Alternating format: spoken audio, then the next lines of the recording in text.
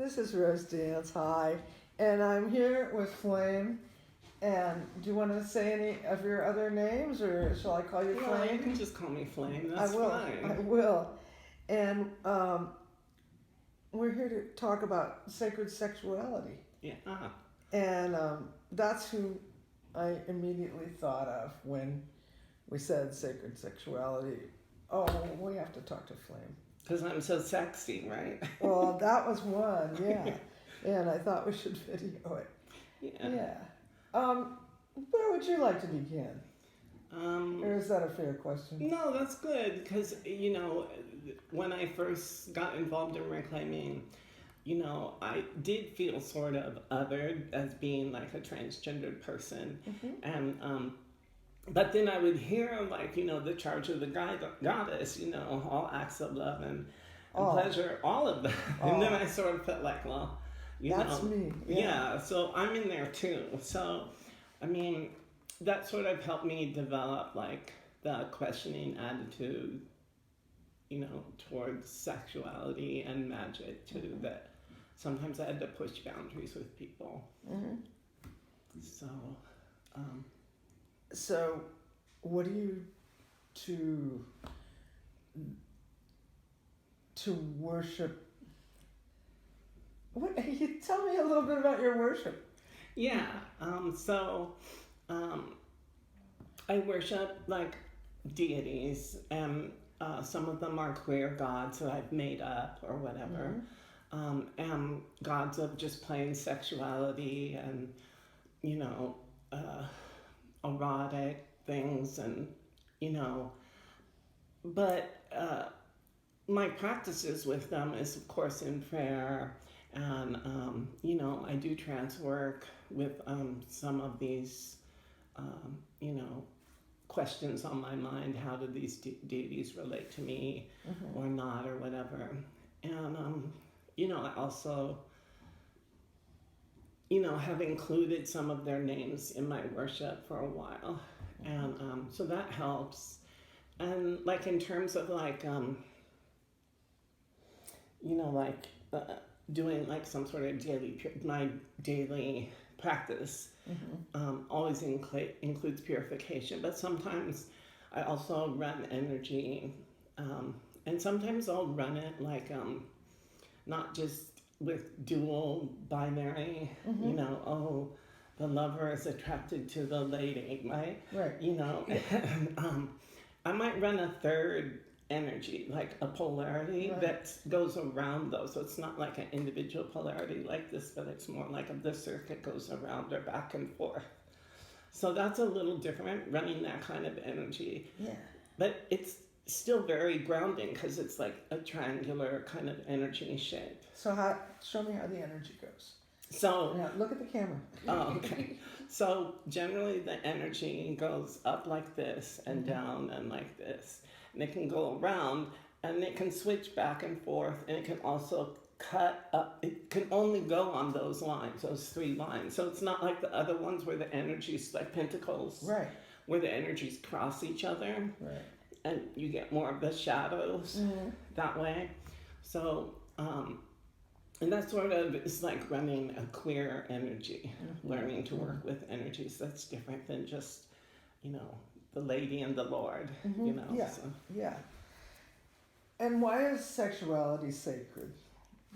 I think, well, it's the way we can communicate through our bodies, where we can be free in our bodies. When you're, even with self-sexuality, you have to lay down your barriers to be able to get to the point where, you're feeling, the endorphins, you're feeling the benefit of sexuality, and that you're freed of your blockages or whatever. Those things have lifted, so you can reach an orgasmic state that's, a benefit to you. And it's just the expression of, of physical love and that sort of pure energy that comes from a clean, clear, however you call it, vessel or whatever. so that we can achieve those higher states, because I believe in a, you know, in a highly orgasmic, ecstatic state, we can see and vision and feel things that we can't, in our grounded, normal, mundane life. And I think those things are where visions of how we can change sort of the oppressive culture around sexuality is going to come in those flashes of devotional ecstasy. So when we use sacred sexuality by ourselves or with a partner or with partners to raise energy, what are some good things to raise energy? Well, I guess you could raise energy for your very most heart's desire about the world. Mm-hmm, definitely. As well as your own life. Yeah, I think, focused energy magic that we do can be really useful in a lot of ways. And I think, in the world, and but I think with sacred sexuality, because it pushes against the really, the way society is now, the patriarchy, because, that's dirty, it's wrong, that's what we're taught. A lot of people say about sex or sexuality just has to be a certain way, a man and a woman.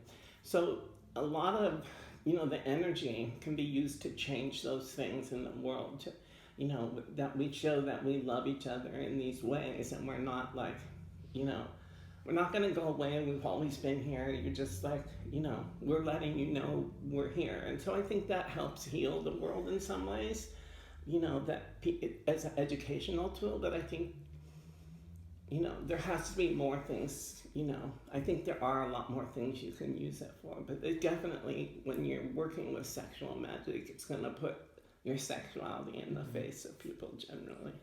We talk about high magic, and this seems, and then I think Starhawk has changed that word to deep magic, but this is deep.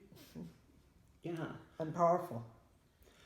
Yeah, it's for everyone, I'm sure there are certain things that really, appeal to them, that they feel a need to challenge in the world. But I definitely feel like when we're using sexual energy, to heal the world, we're really putting a lot of energy out there. It's a really big force. It's a powerful force. And I've seen people changed by it, including changed within me as well. Yes. Too, as I do it. But well, we are the laboratory. Right. Yeah. Right. And I think that, like, for me, I have a consistent partner that I've been with for a long time, and so the advantage of that for me is that I can really let myself be free, because you get to know someone, the trust is there. So, and that is an even more powerful thing, I think. And, sometimes we do more, my partner and I do more nature sex magic, like, we're doing penetrative sex, and, I'll be the moon and he'll be the sun, and the ray of light is penetrating me, the moon, and I'm glistening and reflecting, his light. And it's, we try and time it to like a full moon or whatever. So we get into the energy that's already there and use our bodies as a sacred sexual vessel for those energies as well, too. I think it's fun, too. It sounds like a lot of fun. Tell me a story. A story? A story about sacred sexuality in your practice. Some favorite thing.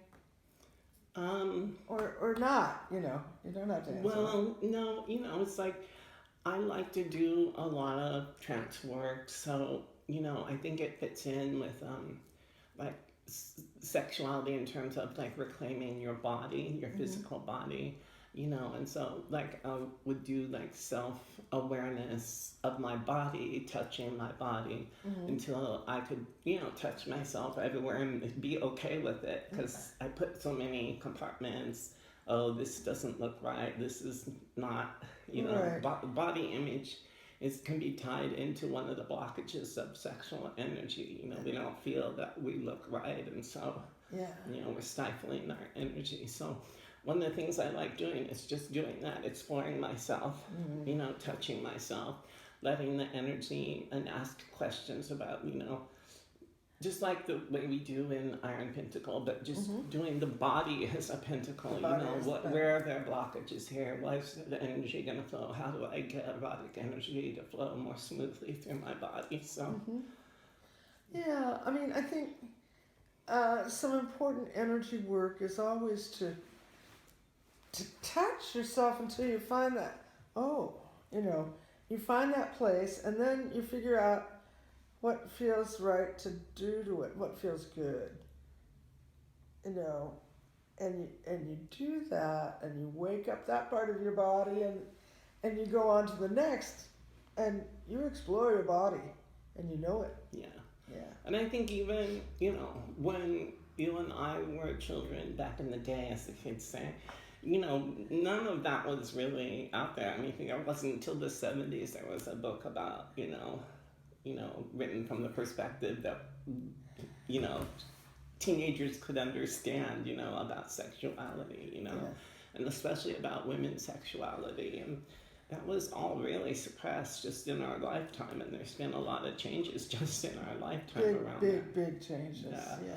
So, you know, that also keeps me hopeful that, you know, more change is possible. That someday we'll be free. Yeah, or that we'll keep freeing ourselves, and more people will keep freeing themselves until we become a mass of more free than unfree, and it kind of tips the balance in the 100th free monkey. Yeah. So, Flame, can you help me help our students think about an exercise that would awaken sacred sexuality and use it, or use doesn't seem like the right word, but channel it. That's yeah, kind of a work with term. it. Work with the energy. Yeah. Play. Yeah. Yeah. I was trying to think about things, and you know, just, you know, I think to start with, in any exercise, you know, you have to start by creating sacred space, whatever that means to you, and that I would recommend for this deeper work, you know, working and exploring sexuality and its powers, to also make sure that you're really grounded, and that your sacred space, you know, that you do some purification and really strong grounding, and that your sacred space be protective, so that there's a boundary, so if you really want to release stuff, you know, you feel safe to. And then, and then there's a thing, I believe it was in Dreaming in the Dark. It's an exercise. I think we've probably done it together before. Your double. Oh, my double. Yeah. So, this exercise is really good. So basically, you look at your image in a mirror, and you see, you know, you slowly take in everything so you can see everything, and then you start to see yourself as your other, your exact other. So that can be pretty difficult or powerful, or, you know, whatever. And then I think in terms of using that same exercise, you know, give a sexuality to your other, and give one to you, and then work the energy back and forth. See how that feels. If your other was heterosexual and you were bisexual, what does that energy feel like? Or if your other is, you know, transgender, bisexual, and you're, heterosexual. What does that energy feel like? So creating a double that has a wider awareness of, so when you look in the mirror, you see all of yourselves, not just, So double becomes other. yeah, Yeah, but we used to call it we used to call it opposite sex. right. And we came up, and then we had students that didn't want to use that, and I think for a while we did companion to trans instead. Uh-huh. But we came up with opposite gender. But did we go beyond that, I hope? I don't think we ever did. So this is the offering then, Yeah. that this is the advanced work now that we don't always have to have labels or things for what it is we're doing. Mm-hmm. I just think it's important we do them. Mm-hmm. And Oh, wow. yeah, I mean, for me, I have so many labels and it takes like, it's identity crisis, every single one. But it's important for me to have identity. I don't say throw it away, but it also can be limiting in how I approach things. If I'm still got everything in neat little boxes, the flow of energy obviously isn't gonna flow so well. No. So, I think with, that exercise, you will really explore like sexual orientation. And of course, you can use it to also, like I said, an example, the gender identity. You can use it to move along the spectrum of the gender identity. And I've even done it where, like, my other was like an animal, my animal self, Yeah, right? yeah. So, I mean, I think as a tool to sort of explore sacred sexuality, it's a good little exercise. Yeah. I don't know. And I mean, just other. The concept of other is so open and beautiful, and opposite is sort of very limiting. Yeah. Yeah. Yeah, I think so. And, and that's changed in our lifetime too, so. There's a lot that's changed. Unfortunately. Some for the good. Some for the good. Yeah. Some for the good. I guess the other thing I wanted to talk about was about kink. Something that a lot of people, there's a lot of literature and movies about it right now and everything. And, it's definitely people in the kink communities are, people exploring their edges and holding really safe space so other people can explore their edges. So I think that it's also like, maybe it's not your cup of tea, but most of them are really open to just having people come in and hang out as long as you don't interrupt anything. Right. But I would say take a field trip to, a kink club or a kink party or something like that. And most major cities in the world have them, so, but, and be a voyeur for a night. Mm-hmm. And really. And that's okay. Yeah, because that's one of the kinks. That's what I do at chocolate night. Yeah, exactly. Yeah. So, because that can bring up your passion in other ways, and I think it might also, there's a lot of stuff there too that you could delve into about power dynamics and things like that, and how that plays out in the world, and how kink players enact that so they don't have to in the world. So there's a lot of people that are into sacred kink community too, especially here in San Francisco, but I'm sure other places. So, that would be another thing that I would invite people to explore. Field trip. Yeah, field trip to the sex club. Yeah. Yeah. Have you ever felt oppressed inside of reclaiming around sacred sexuality? There's the question I want to ask. You don't have to name names or anything. Not so much that it's like oppressive, but just enough that it's annoying sometimes. Do you know what I mean? It's not like where I feel like I'm being chased out or anything, or I'm not accepted. I just feel like sometimes people are a little like, yeah.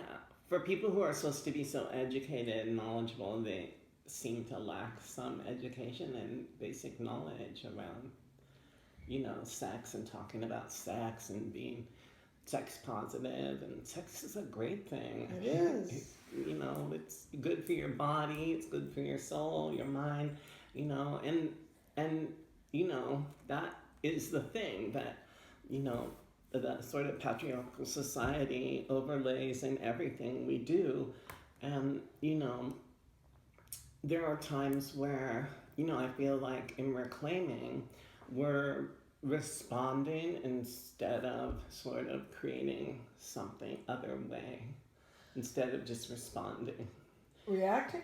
Yeah, maybe revolting or something. I think we should be, Oh, the revolting collective. yeah, we should be more, I don't know. For me, I'm totally okay with, not because it happened on its own, but because I chose to explore my own path and my own body and my own ability to control my body and my passion and my who I wanted to enjoy my body with, all that stuff.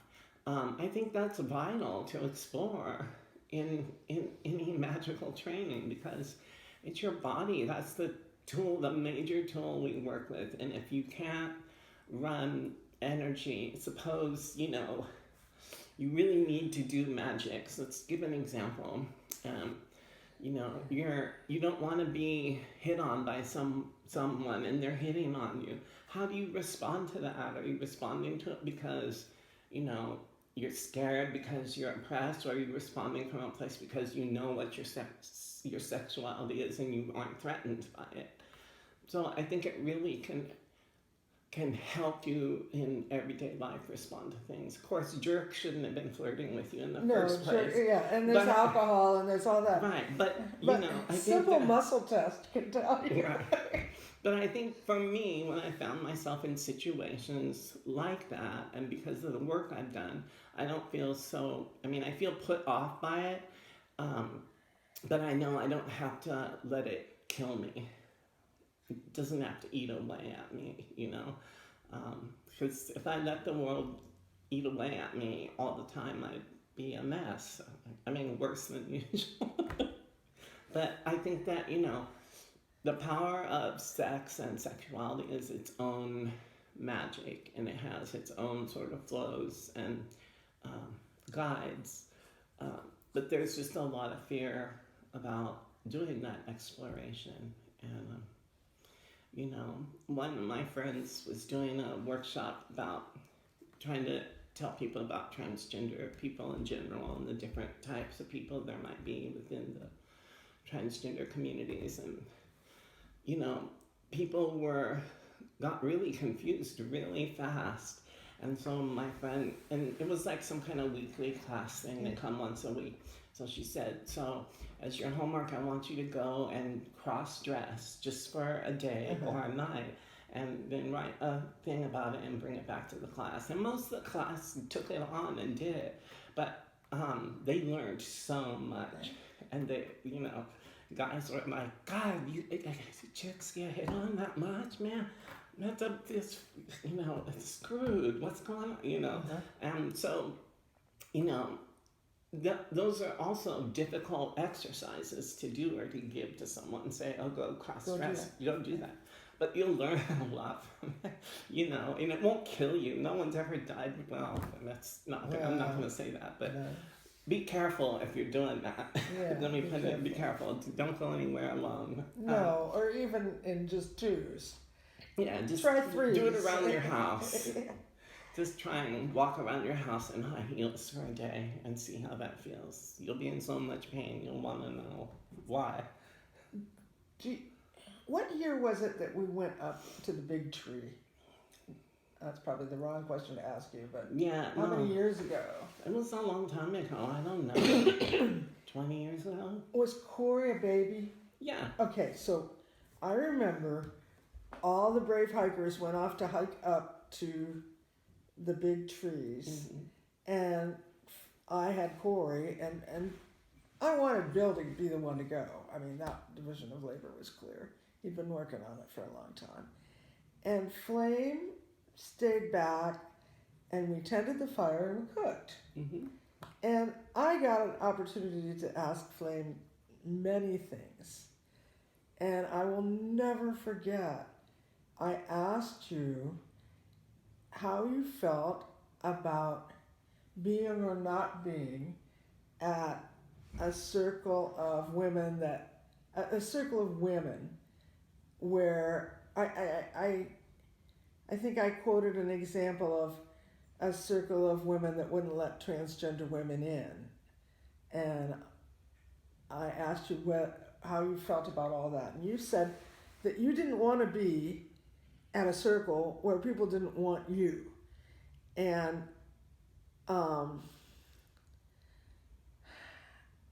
that was a revelation to me.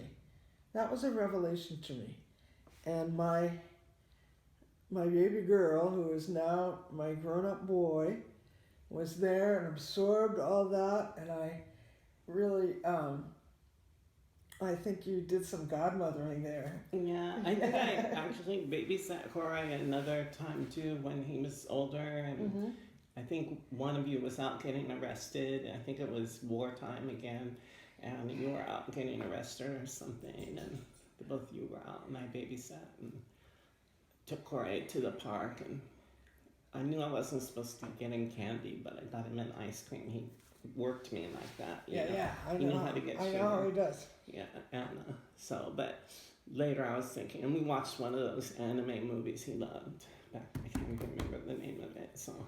Kiki the Witch Girl. Yeah, all those. Totoro. It was Totoro we watched, actually. Yeah, it's a great movie. And then later I was like thinking, oh God, I hope I didn't rub off on Corey.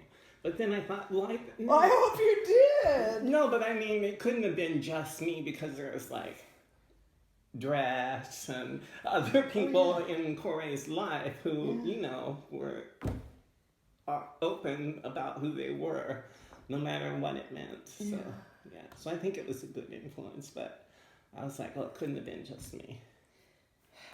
And Dress has been around a lot longer than me. I think Captain was in there too, Corey. Yeah. So, yeah. So, yeah. Well, anyway, thank you for that. Yeah. For that piece of godmothering. Yeah. Yeah. Well, why would you want to go someplace where you're not wanted? That's just how I feel about it. Well, yeah. I mean, let them go have their thing over there. I can get through a bunch of people and go do something too. No, I don't know. Yeah. There's been, just in the past couple of years, there's been dissension in the community around these issues. And I wish it were not so. I wish it were not so. But best to everyone. Yeah, let love be your guide. Maybe your love is different than mine, and so, Let love be your guide. Yeah. And your opposite gender. Yeah. Let your love be many-gendered and filled with multiple sexualities and experiences. And what did Louis used to say? Pan-pagans for a multiple food experience. Right. Yeah. That's perfect. Well, thank you, Flame. All right, thank you for... If we think of anything else, we'll fly me over from Iceland.